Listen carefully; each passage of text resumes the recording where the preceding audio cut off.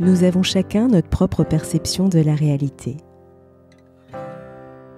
Il suffit parfois de faire un pas de côté pour faire évoluer le regard que nous portons sur nous-mêmes, sur les autres et sur le monde. C'est ce qui m'a conduit à créer le podcast Il y avait une fois. Je suis Sophie et je partage avec vous mes découvertes et mes rencontres pour mieux vous connaître, mieux vous comprendre et questionner votre point de vue. Si ces thématiques vous intéressent, je vous invite à vous abonner sur votre plateforme préférée. Bonjour, je suis ravie de vous retrouver dans ce nouvel épisode, qui est le premier épisode pour 2023. Je vous souhaite une très belle année, tous mes meilleurs vœux, que ce soit sur le plan personnel, mais aussi professionnel. C'est également aujourd'hui l'anniversaire du podcast Il y avait une fois, qui fête ses 2 ans, jour pour jour. Alors je tenais à vous remercier de faire partie des auditeurs, de votre fidélité, mais aussi de vos retours sur les différents épisodes. Vraiment un très très grand merci. Alors justement, comme c'est, la fin d'un cycle et le début d'un nouveau cycle, à l'occasion de cet anniversaire, j'avais envie de partager avec vous les 3 grands apprentissages que j'ai pu faire ces dernières années, ces derniers mois, pour être exact. C'est notamment en fait des réflexions que j'ai pu avoir, mais aussi des redéfinitions. Parce que je me suis rendu compte en fait qu'il y a certains mots en fait qui avaient une certaine définition à un instant T, et au fur et à mesure en fait j'ai redéfini les choses d'une manière plus juste par rapport aux différentes expériences que j'ai pu avoir, et c'est justement ce que j'avais envie de partager avec vous dans cet épisode. Alors déjà, le premier apprentissage, si je puis dire, c'est que je me suis rendu compte, je fais partie des gens qui sont toujours, qui sont sans cesse en mouvement, et donc je ne prends pas toujours le temps de m'arrêter et finalement de regarder le chemin parcouru. Même si j'ai tendance à le conseiller, je ne le fais pas forcément me concernant. Et souvent, en fait, quand c'est la fin d'un cycle, je suis déjà en train de commencer autre chose. Et du coup, je prends pas le temps de m'arrêter un instant durant cette période de transition où finalement on tourne une page pour écrire un nouveau chapitre. Et là, pour le coup, c'est vraiment juste prendre le temps d'apporter de la présence en fait pour ce qui est, sans cette notion de dire, parce que très souvent en fait quand on pose peut-être des objectifs ou des intentions, on peut parfois se dire tiens, j'ai pas réalisé ce que je souhaitais, ou alors j'ai pas obtenu les résultats que je souhaitais. Ou alors j'ai même dépassé ce que je pouvais aspirer. Donc ça, c'est plutôt positif. Mais on émet finalement toujours un jugement, qu'il soit positif ou négatif finalement, sur ce qu'on a réalisé, sur ce qu'on a accompli. Et moi, en fait, mon invitation là, c'est parfois en fait de juste s'arrêter un instant et de se dire tiens, voilà où j'en suis aujourd'hui.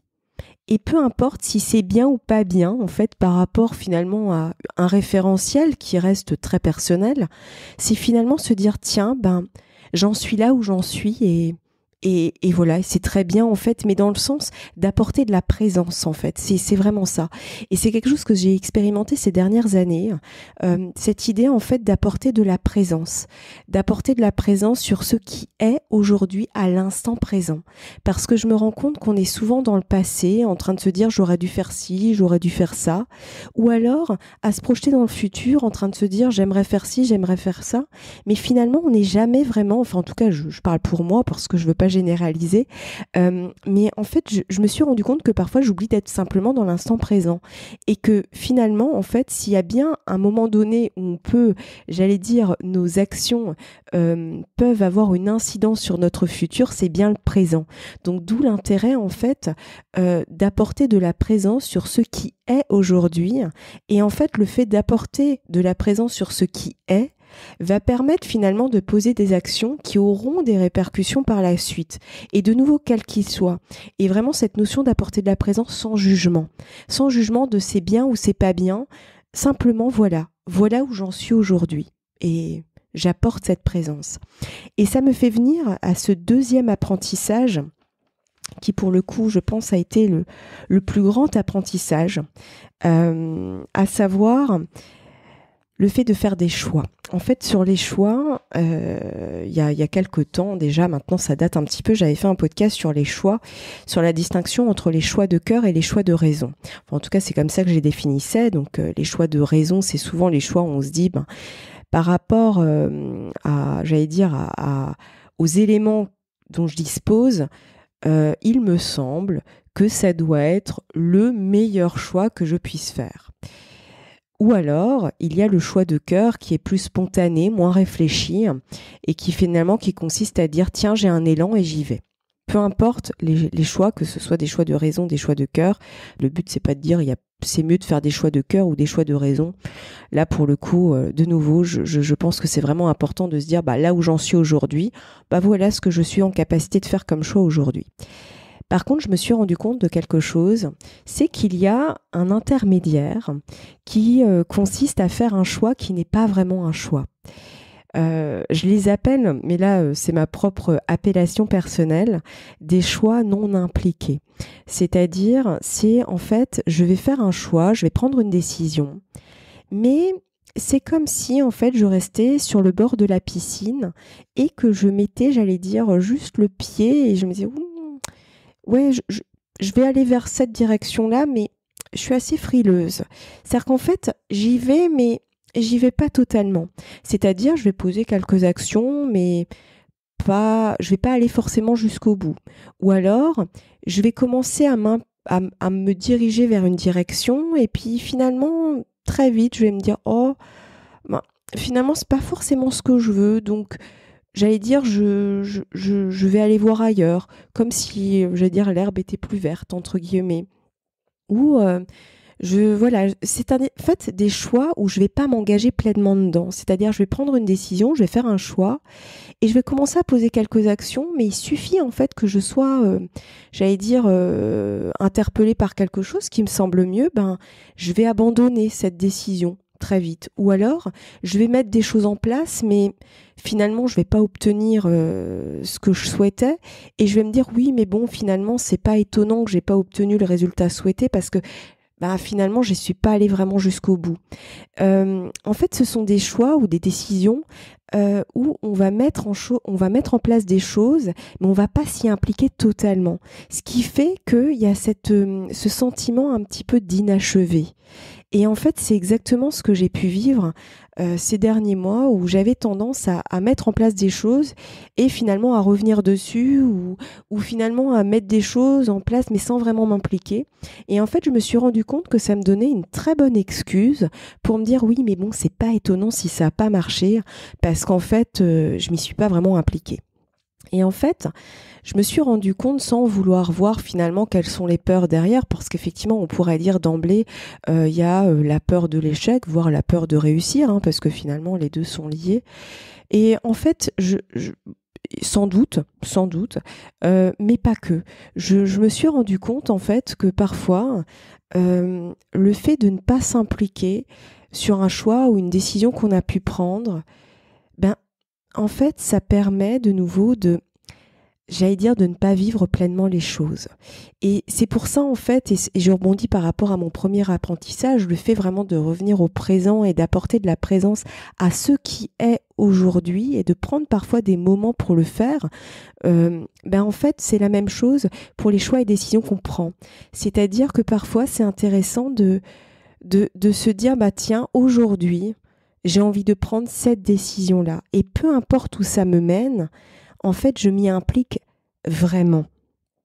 Je m'y engage. Et après, rien m'empêche, au fur et à mesure que j'avance, de réajuster les choses, parce que finalement, rien n'est gravé dans le marbre. Mais de ne pas se mettre une pression, en fait, c'est ça. De finalement se dire, aujourd'hui, à l'instant T, c'est cette décision que j'ai envie de prendre, c'est ce choix que j'ai envie de faire. Et j'y vais, en fait, sans me poser 15 milliards de questions de est-ce que si, est-ce que ça, est-ce que machin, ou alors de se mettre finalement une pression qu'on sent pas toujours et qui fait que finalement, on ne va pas s'impliquer totalement. Parce que c'est comme s'il allait avoir une sorte, j'allais dire, c'est un peu fort, mais de jugement à la fin, de se dire, tiens, c'était bien ou c'était pas bien. En fait, j'ai envie de dire, qu'est-ce qui est bien et qu'est-ce qui n'est pas bien. Finalement, c'est un référentiel en fait, et souvent on se met beaucoup d'injonctions, beaucoup de pression, et en fait, je me dis parfois, il faut un petit peu se lâcher la grappe en fait, et se dire, aujourd'hui, j'ai envie de m'engager dans ça ou dans ça, mais je m'y engage avec moi-même en fait, parce que justement, qu'on ait la peur de l'échec ou la peur de réussir, ou simplement, comme je dis, il y a parfois des choses un peu plus profondes à l'arrière en fait de ces peurs qui sont souvent des peurs en surface. En fait, souvent on se met beaucoup de pression pour telle ou telle raison, peu importe, finalement c'est assez personnel. Et en fait, je pense que c'est ça aussi qui empêche qu'on s'engage vraiment dans une voie. Et ça me fait rebondir sur le troisième apprentissage, qui est de finalement, souvent on entend dans le développement personnel l'importance de se fixer des objectifs et de décomposer en fait les étapes pour y arriver, ou alors de poser des intentions. Et moi en fait, avec le recul, puisque je me suis rendu compte que ni l'un ni l'autre ne fonctionnait pour moi, je me suis dit, finalement, en fait, c'est un petit peu comme un bateau. Alors bon, moi, je suis passionnée de bateaux, donc forcément, je vais vous utiliser cette métaphore parce qu'elle me parle beaucoup. C'est qu'en fait, quand on navigue, on fixe un cap. Et puis finalement, au fur et à mesure, on va réajuster sa trajectoire par rapport à la mer, par rapport au vent, par rapport à ce qui se présente sur notre route. Et en fait, je me dis, cette métaphore me plaît beaucoup parce qu'elle correspond finalement à comment je vois ma vie. C'est-à-dire à un moment donné de me dire, je vais prendre une direction parce que je pense effectivement que c'est important de se fixer un cap. Parce que si on ne s'y fixe pas de cap, finalement on va nulle part. Et ça c'est quelque chose dont je me suis rendu compte dans mon propre cheminement. C'est qu'en fait j'avais tendance à me dire les objectifs ça me plaît pas parce que c'est trop figé, c'est trop enfermant. Et finalement il y a de l'engagement aussi. Et bon, l'engagement, j'ai fini par bien comprendre que j'aimais pas trop ça, mais en même temps, je me rends compte qu'il faut quand même s'engager dans une direction, dans quelque chose, si on veut à un moment donné avancer, mais sans que ce soit trop enfermant, étriquant, figé, etc., quoi. J'ai besoin de laisser un petit peu, j'allais dire, voilà, j'ai une sorte de fluidité quand même pour laisser place à la spontanéité, parce que pour moi c'est important aussi, la spontanéité, de laisser place à ça. Et c'est pour ça que pour moi il faut pas trop se mettre de pression, parce qu'en fait ça coupe cette spontanéité. Et je pense que fondamentalement c'est cette spontanéité qui nous apporte en fait des cadeaux auxquels on n'aurait jamais pensé, parce que justement on a pu se fixer une direction, on a pu se fixer un cap, mais on se laisse une sorte de latitude en fait, qui fait que finalement on se laisse surprendre par ce qui va se passer sur notre chemin, et puis après on réajuste en fait sa direction. Enfin en tout cas c'est du moins comme ça que moi j'envisage les choses aujourd'hui, parce que justement les objectifs, il y avait quelque chose de trop enfermant, de trop étriquant, et quelque part en fait finalement je le réalisais pas. Et puis l'intention, pareil, c'est intéressant l'intention, je pense que c'est important d'avoir de justement dans chaque action qu'on peut poser, etc., de se questionner, tiens, quelle est mon intention? Mais je dirais plus mon intention de moi avec moi, c'est-à-dire pas une intention, parce que parfois on peut se dire mon intention c'est de poser telle action pour avoir telle chose. Il y a une attente en fait, et de nouveau je me suis rendu compte quand il y a de l'attente, en fait souvent, et on s'en rend pas toujours compte qu'il y a de l'attente, on peut être déçu parce que il y a un décalage entre ce qui est aujourd'hui et ce qu'on a finalement projeté et qui ne s'est pas réalisé comme on le souhaitait. Et ce décalage provoque de la frustration, provoque de la tristesse en fait parfois, et même de la colère contre soi-même. Et finalement pour moi l'intention, de nouveau c'est ma propre réalité, c'est ma propre définition. Je me suis dit finalement c'est l'intention de moi avec moi, c'est-à-dire oui il y a une intention, mais une intention de par exemple je vais faire telle chose parce que en fait je vais juste éprouver du plaisir dans ce que je vais faire. Et mon intention finalement c'est de vivre du plaisir à travers cette action, la direction que j'envisage de prendre, et puis on verra bien en fait après. Il n'y a pas cette attente, il n'y a pas ce côté je pose ça pour obtenir quelque chose en fait. Je ne sais pas si vous voyez la petite nuance, en tout cas c'est de nouveau ma propre réalité et ça reste une proposition. Je ne détiens pas, je ne dis pas c'est ça qu'il faut faire, pas du tout. Mais c'est vrai que j'ai tellement, j'allais dire, observé, expérimenté des choses ces dernières années que finalement, en fait, je me dis, on a tendance parfois, à travers les objectifs et à travers les intentions, à se fixer des injonctions. Et en fait, je me dis, on se met de la pression de nouveau. Or, avec de la pression, je me rends compte qu'on n'aboutit à rien. Et les seules fois où vraiment j'ai été surpris par ce que me proposait finalement la vie, en fait, par des choses auxquelles j'aurais même pas pensé, bah, c'est justement quand je me suis laissée surprendre. Mais pour me laisser surprendre, en fait, j'ai fait des choses. Je dis pas qu'il ne faut rien faire, qu'il faut rester statique, pas du tout. Mais en fait, finalement, je me suis rendu compte que je me suis fixé une direction, que j'ai commencé à poser des actions. Et en fait, bah, j'ai laissé place aussi à de la spontanéité en me disant, bah tiens, une action me ramène une autre action et finalement c'est un petit peu comme un chemin, bah, c'est un peu comme le bateau en fait, bah, selon la météo etc. on réajuste le cap et puis parfois en fait on peut être impressionné parce que on tombe sur un paysage auquel franchement on n'aurait pas pu le projeter avant. Mais pour ça en fait ça demande un certain lâcher prise et de nouveau on entend beaucoup dans le développement personnel cette notion de lâcher prise et on peut se dire il faut que je lâche et en fait quand on se dit qu'il faut que je lâche en fait on lâche pas. Et je me suis rendu compte que le seul moyen finalement de lâcher c'est de se fixer à un moment donné une direction et de se dire bah je pose des actions vers cette direction. Mais je laisse en fait cette spontanéité, ce côté où je me laisse la possibilité de me laisser surprendre et à un moment donné de réajuster les choses ou de poser une action auquel j'aurais pas pensé parce que il s'est présenté quelque chose sur mon chemin et ainsi de suite et ainsi de suite. Et en fait finalement moi c'est comme ça maintenant que j'envisage les choses, c'est effectivement de se fixer des directions, de se fixer un cap parce que finalement sinon bah, j'allais dire, on vit sa vie d'une manière passive. En tout cas, c'est ce que j'ai pu vivre moi. C'est qu'à un moment donné, j'étais fâchée avec les objectifs. Les intentions, je me disais oui, mais bon, les intentions, souvent, il y a des attentes derrière. Donc, c'est pas forcément... en tout cas, j'ai revu ma définition de l'intention. Et finalement, je me suis dit, ben, c'est intéressant de se laisser... de se laisser surprendre en fait. Mais pour se laisser surprendre, il faut finalement se lâcher la grappe. Arrêter de vouloir projeter des choses en fait qui finalement les trois quarts du temps ne se réalisent pas ou se réalisent pas comme on aurait souhaité vouloir le faire. Et donc du coup, si je résume les trois apprentissages, c'est vraiment cette nécessité de parfois de revenir au moment présent, d'arrêter finalement de regretter le passé et d'arrêter de projeter le futur et finalement de vivre sa vie au moment présent, de poser des actions au moment présent par rapport à ce que l'on est aujourd'hui. Alors de nouveau, je ne dis pas qu'il faut rester, qu'il ne faut pas se questionner, se remettre en question son point de vue, pas du tout. C'est pas du tout ce que je dis, mais simplement à un moment donné de revenir à l'instant présent et de se dire ok, aujourd'hui j'en suis là et voilà, et j'apporte de la présence sur ce qui est aujourd'hui.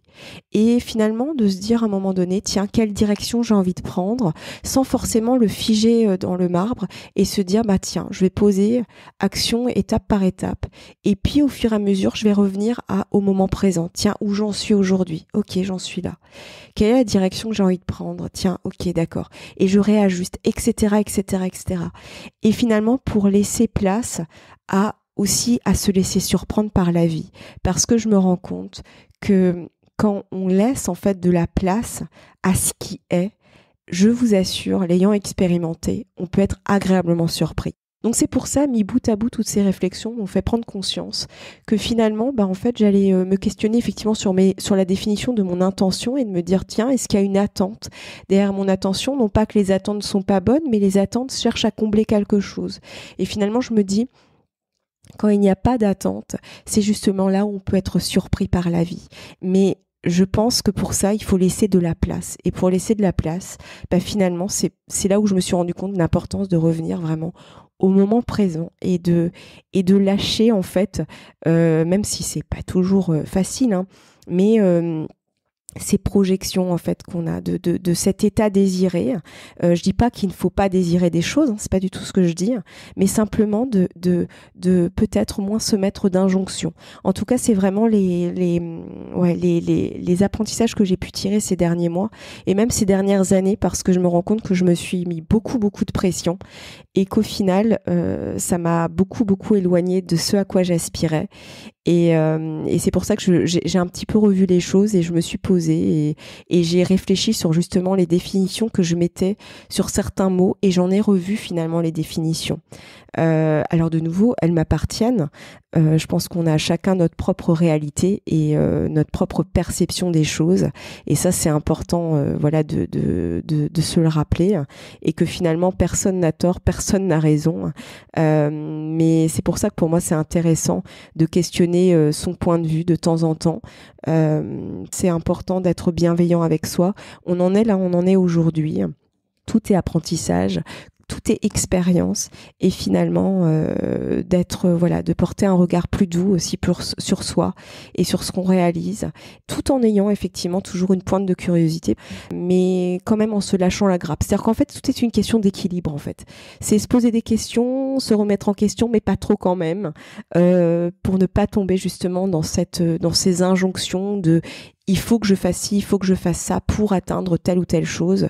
C'est toujours une question d'équilibre. En fait, tout est une question de curseur, je pense. Enfin bon, c'était pour vous partager finalement mes réflexions ces derniers mois et là où j'en suis aujourd'hui. Voilà. Alors, la semaine prochaine, il y aura une diffusion un petit peu particulière puisque il n'y aura pas de podcast le jeudi, mais le vendredi 13 janvier, à l'occasion de la Journée mondiale de la sensibilité, qui est une journée qui a été créée par Saverio Tomasella. Et pour l'occasion, j'ai demandé à une amie d'écrire une histoire pour le podcast Il y avait une fois, que j'aurai le plaisir de partager avec vous. Et donc, nous reviendrons à une programmation, j'allais dire, normale, à compter du jeudi 19 janvier. Où vous pourrez découvrir de nouveaux invités avec de nouvelles thématiques. En attendant, je vous souhaite une très belle journée ou une très belle soirée. Je vous donne rendez-vous la semaine prochaine. À bientôt. Si vous avez aimé cet épisode, n'hésitez pas à lui laisser 5 étoiles sur Apple Podcast ou un pouce sur YouTube. Et surtout, abonnez-vous sur votre plateforme d'écoute préférée pour ne manquer aucun épisode. Je vous souhaite une très belle journée ou une très belle soirée et vous donne rendez-vous la semaine prochaine. À bientôt!